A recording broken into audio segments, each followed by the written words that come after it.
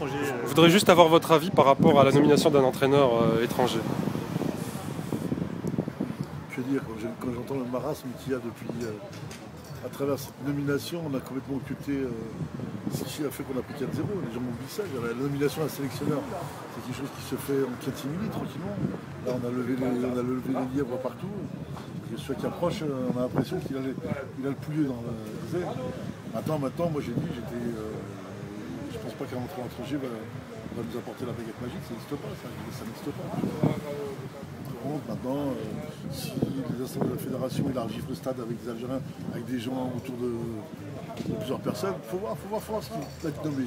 Mais prendre un entraîneur et dire un entraîneur qui va nous sauver le football algérien ou l'équipe nationale, je te dis non, tous les jours.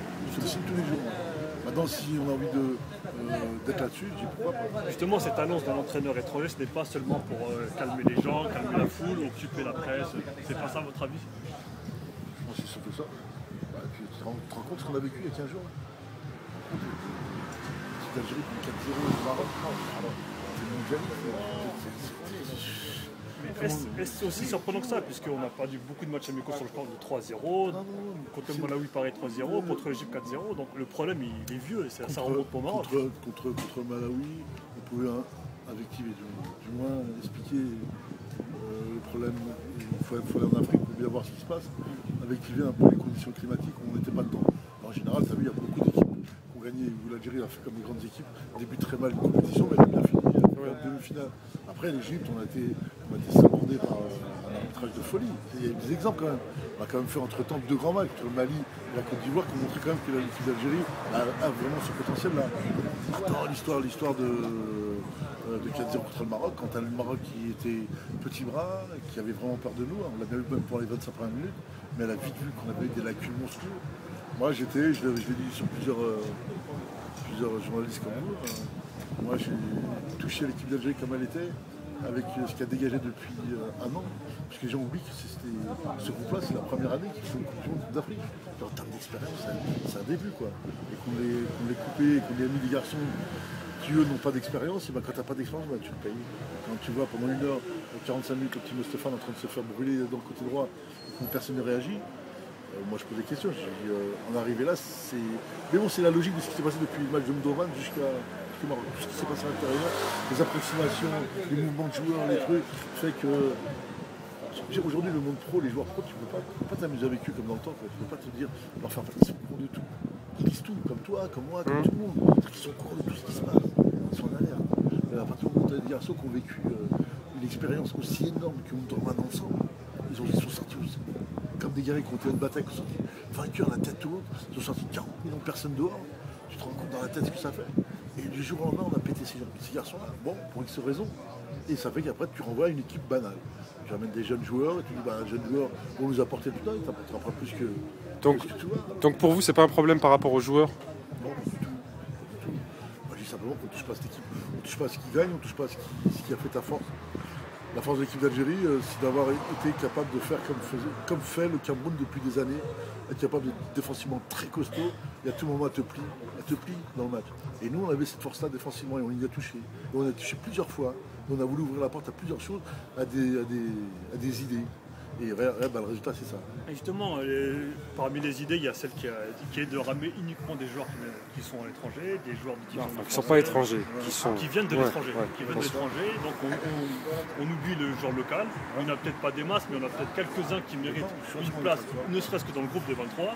Et ces gens-là sont complètement marginalisés. On ne leur donne pas leur chance. C'est dû à quoi cette situation-là? Pourquoi? Je ne sais pas. C'est des choix d'entraîneurs, des sélectionneurs. Seulement d'entraîneur ou de choix vraiment Je ne sais pas, je ne suis pas dans les circuits du football algérien. Mais c'est vrai que moi j'en connais. Moi j'avais dit une fois, j'avais été voir le petit Djabou. Parce que c'est moi qui ai lancé la polémique Djabou, qu'on l'a oublié. Ça date d'1 an et demi. Quand je l'ai été le voir à Sétif, à Harlach Sétif, il jouait. Et ce que je l'ai vu faire là-bas, j'étais avec des amis qui sont des anciens pros. Ils m'ont tous demandé c'est qui ce 10 là. On avait un garçon qui avait un potentiel appuyé dans le 23e, tu vois, assis sous le banc de Capran. C'est ce que je pense. Le problème, c'est que Sétif l'a récupéré et lui, il est en train de vivre les méandres d'une guerre qui est à Sétif et c'est lui qui le paye aujourd'hui. Il a été expulsé là, il ne chute pas, il est déconfiné à l'intérieur et lui ne progresse pas. Il y a un garçon comme ça, il faut te le prendre, le mettre en Europe, qu'il aille se Mais former. pourquoi on n'arrive pas à exporter nos joueurs là, en ce moment? Il faut demander aux gens qui s'occupent de leurs intérêts. Je sais pas, c'est pourquoi. Il n'y a pas un réel problème d'agent avec les joueurs algériens?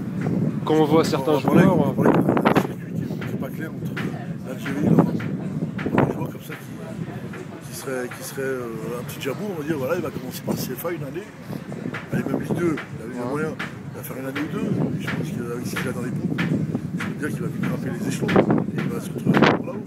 Et je comprends pareil, même les clubs algériens ne vont pas lâcher leur joueur. Ouais. Mais justement, l'équipe nationale, pour un joueur comme Djabou, ça peut être un tremplin. Le fait de le mettre en avant, qu'il soit vu par les clubs étrangers, malheureusement, ce n'est pas le cas. Donc, ça peut être un gros problème. Un grand problème, c'est qu'à un moment, il faut prendre le circuit. C'est quoi le circuit? C'est le circuit du football algérien. Est-ce que ça commence où ça finit? Je ne sais pas. Il n'y a pas que lui, il y a eu Hachiou aussi avant lui. Je connais très bien. Un garçon que j'ai vu moi il y a 10 ans. Et je savais qu'il y avait le potentiel. J'avais dit, moi quand j'avais vu, j'ai dit on a Del Piero. Parce qu'il était phénoménal à 20 ans, Hachiou. Et il est resté là-bas et je ne sais pas comment, qui l'aborde, qui lui propose quoi, faire des essais, je ne sais pas comment c'est passé. Je ne touche pas les bonnes personnes. Juste une dernière question. Je fais stop. Continue à dire. Non, juste une dernière question, c'est l'équipe nationale, quand il y a eu les candidatures, est-ce que vous êtes porté candidat? On aurait un CV. Non, pas de cette manière. Mon CV il est là-bas, mon CV il est depuis 15 ans là-bas en Algérie. Mais est-ce que c'est quelque chose qui vous aurait intéressé? Non, mais tu es comme tout entraîneur professionnel, si l'Algérie te propose, c'est mon pays, si elle te propose de venir prendre l'équipe d'Algérie, je dirais pourquoi pas, bien sûr, tous les jours. Il n'y a même pas photo, il n'y a pas à expliquer. Si tu veux apporter des compétences à ton pays, apporter serait-ce une petite marque, bien sûr, il n'y a aucun souci là-dessus. Merci.